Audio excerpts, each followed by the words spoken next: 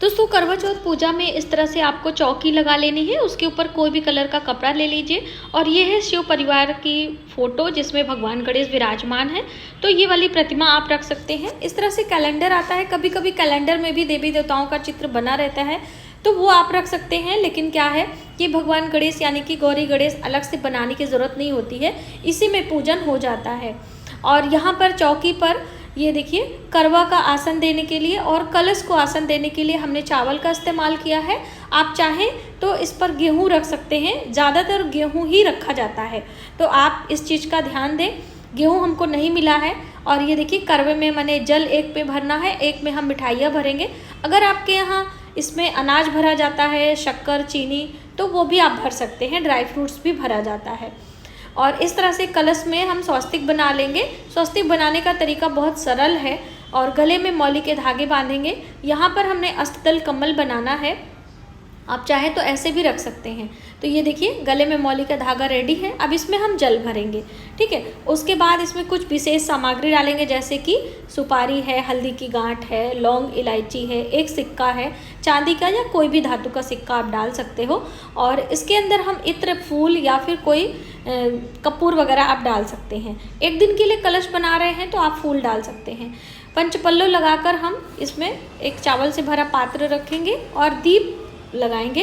ये हमारा दीप कलश रेडी हो गया है, ठीक है। इस तरह से पूजा में हमें इन सब चीज़ों को एक साथ करते हुए इस तरह से छलनी आपको ले लेनी है। दोस्तों पुरानी छलनी भी हम इस्तेमाल कर सकते हैं, सिर्फ रसोई में आप इस्तेमाल ना किए हों, इस बात का हमें ध्यान रखना है। चंद्र पूजन के लिए छलनी का इस्तेमाल करते हैं तो थोड़ा सा तिलक करके आपको रखना है।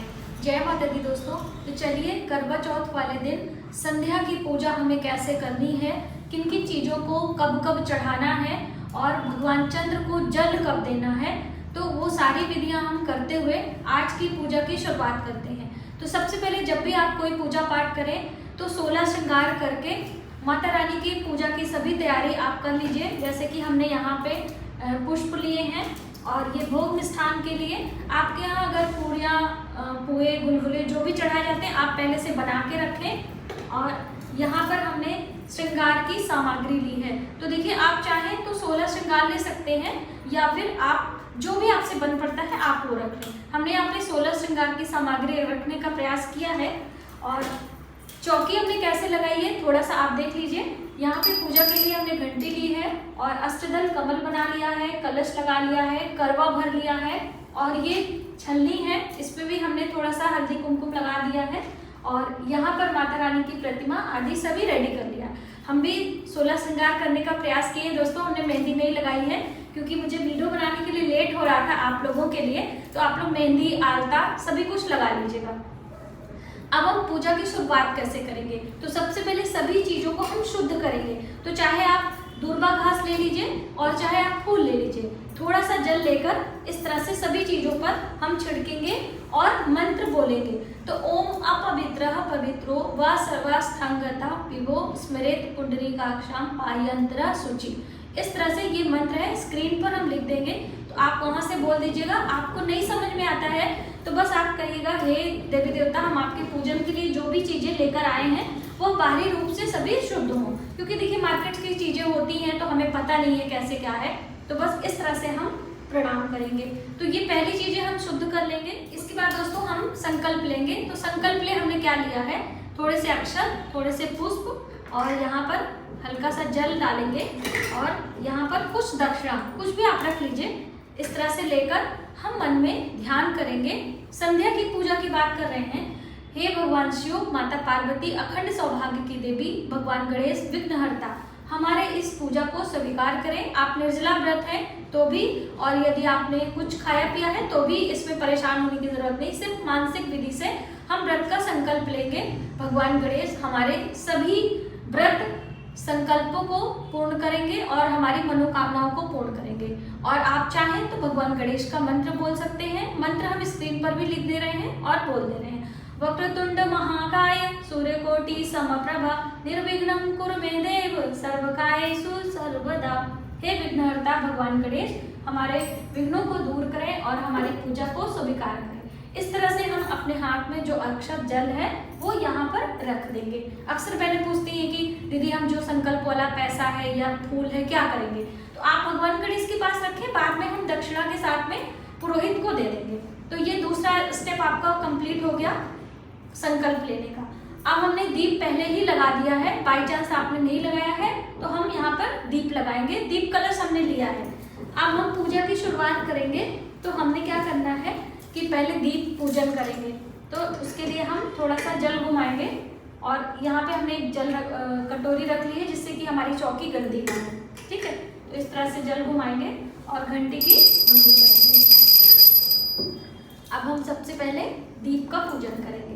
तो देखिए दीप पूजन के साथ में ये कलश में जो पल्लव है ना, उस पे भी हमें थोड़े से तिलक कर देने हैं। आप पहले भी कर सकते हो।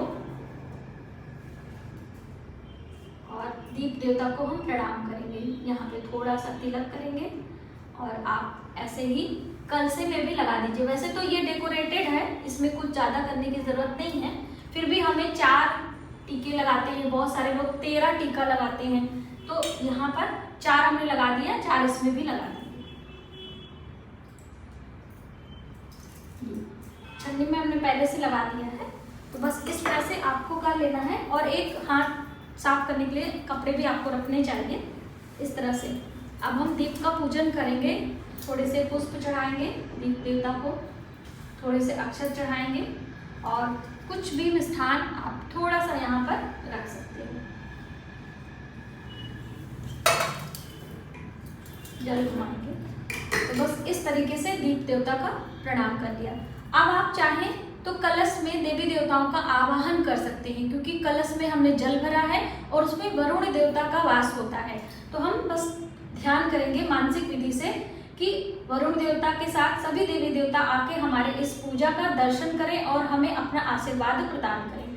यहाँ पर माता पार्वती भगवान गणेश का भी आवाहन कर लीजिए। प्रतिमा है लेकिन फिर भी थोड़ा सा आवाहन करेंगे। तो यहाँ पे हमने आवाहन कर लिया है भगवान गणेश और माता पार्वती और माँ करवा, क्योंकि माता करवा ने ही सर्वप्रथम इस पूजा को किया था और जिनको माता पार्वती का आशीर्वाद मिला था। इस वजह से हम सभी सुहागन स्त्रियां कार्तिक मास की कृष्ण पक्ष की चतुर्थी तिथि पर माता करवा के साथ माता पार्वती की पूजा करती हैं कि हमें भी माता करवा की तरह अखंड सौभाग्य की प्राप्ति हो। इस तरह से करने के बाद अब हम माता पार्वती और भगवान गणेश सबके साथ में पूजा करिए। तो आपको स्नान कराना है, इस तरह से स्नानम कुरु। फिर हम वस्त्र पहनाने का भाव करेंगे। तो देखिए भगवान गणेश के लिए हमने जनेऊ लिया है और वस्त्र में आप एक चुनरी ले लीजिए। तो जैसे मैंने श्रृंगार में बोला था, यहाँ पे ये देखिए वस्त्र के रूप में। अगर आपके पास नहीं है ना, तो आप ये मौली के धागे भी पहना सकते हो, ठीक है। लेकिन हमने यहाँ पे चुनरी ली है, तो ये चुनरी हम माता को पहनाएंगे इस तरह से। थोड़ा सा आप मैनेज कर लीजिएगा।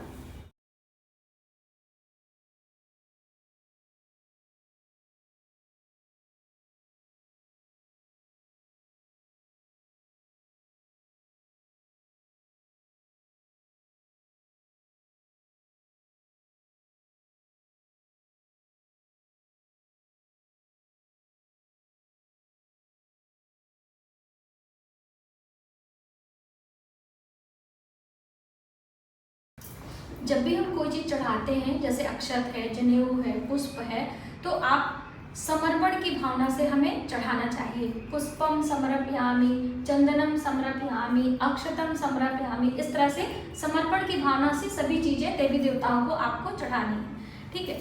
अब उसके बाद हम माता को भोग लगाएंगे। इस तरह से करके आप धूप भी दिखा सकते हैं। तो देखिए यहाँ पे हमारा जो धूप है वो थोड़ा सा गर्म हो चुका है, तो हम इस पे ले लेंगे और इस तरह से यहाँ पे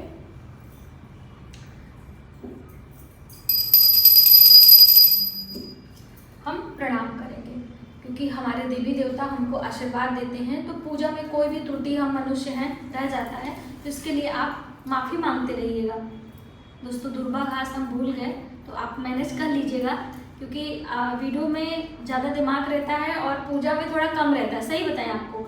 तो इसलिए थोड़ा सा माफ़ी चाहेंगे आपसे। भगवान गणेश को दुर्बा प्रिय है, तो आप दुर्बा लेकर भगवान के चरणों में हम दुर्बा रखेंगे और साथ में ही सबको पूजा आपको करते जाना है। इसके बाद हम भोग लगाएंगे। तो जैसे मैंने आपको पहले बताया, आप अठौरी पूड़ी चढ़ाएं, पुए चढ़ाएं, गुलगुले चढ़ाएं, बतासे, कुछ मिठाइयाँ और मौसमी फल लेकर हम यहाँ पर भोग का भाव करेंगे।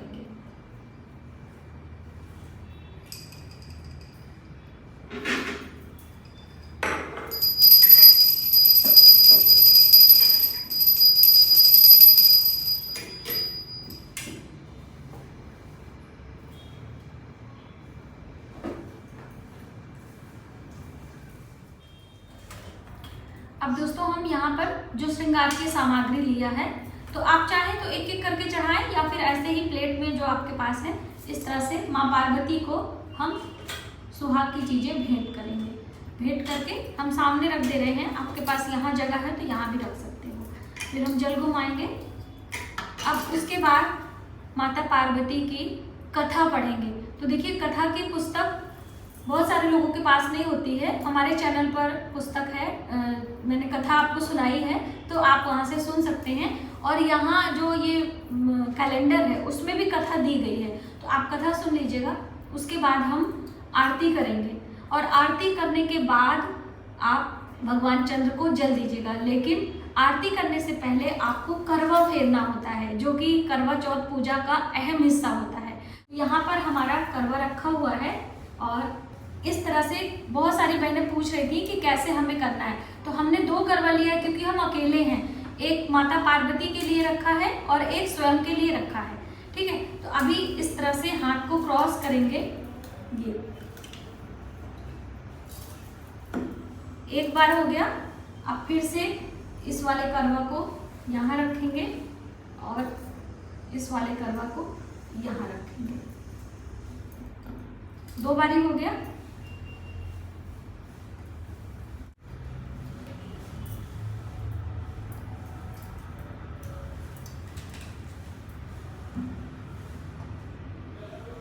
इस तरह से दोस्तों आपको 7 बारी करनी है। और जब आप इस तरह से 7 बारी ऐसे ऐसे कर लेंगे, तब आपका करवा एक यहाँ आ जाएगा और दूसरा वाला इधर आ जाएगा।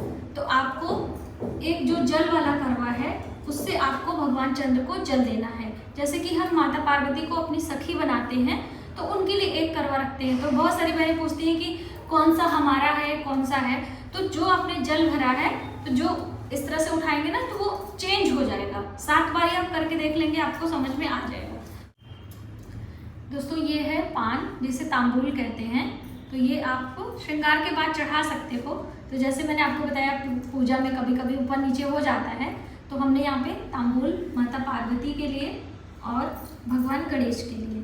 ठीक है, तो आप सभी चीज़ें करके अलग अलग भी चढ़ा सकते हैं, अगर नहीं है तो एक भी चढ़ा सकते हैं। ये यहाँ पर हमने चढ़ा देना है। और फिर ये दक्षिणा।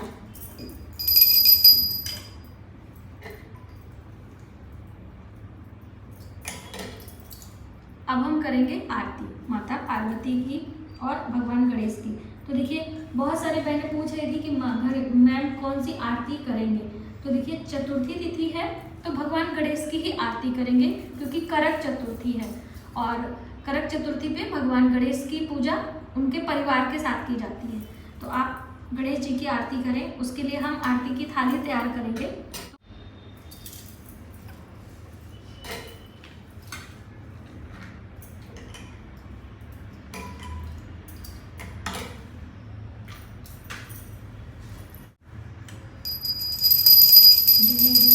जय गणेश जय गणेश देवा, माता जगती पार्वती पिता महादेवा, दंत दयावंत चार भुजाधारी।